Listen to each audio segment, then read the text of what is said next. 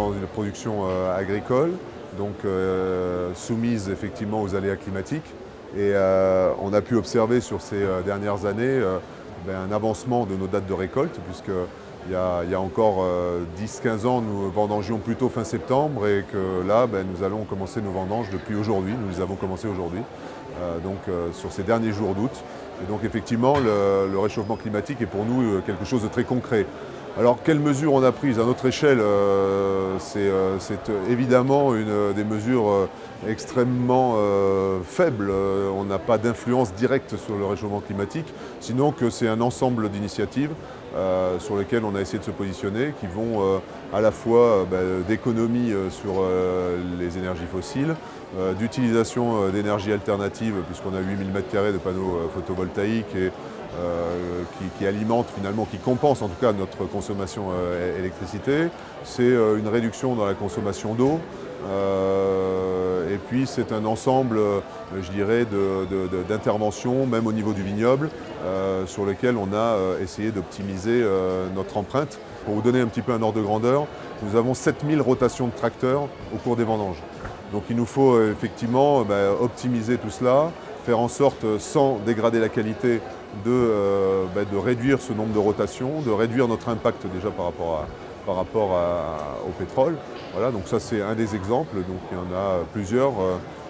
Très clairement, c'est jamais on est trop cartésien dans ce pays. C'est pas une solution qui va résoudre ce vaste problème, mais un ensemble d'éléments, pas forcément pertinents à eux seuls, mais qui, portés en convergence, vont essayer de tenter de ralentir, parce qu'aujourd'hui, je suis assez peu optimiste quant au fait d'améliorer les choses.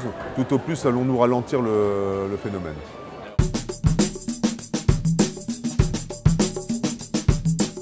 On est toujours très insatisfait à l'issue après Copenhague, par exemple, tout le monde a crié, etc.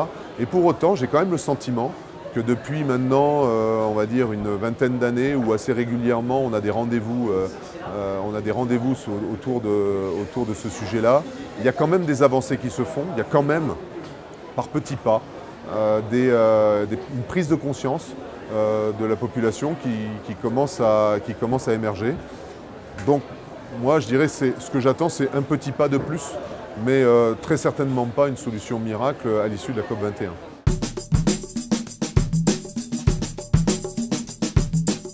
Comment influencer la société civile? Écoutez, je pense par une information régulière.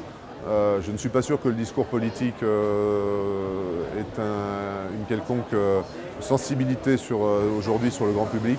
Donc c'est par des exemples concrets du quotidien.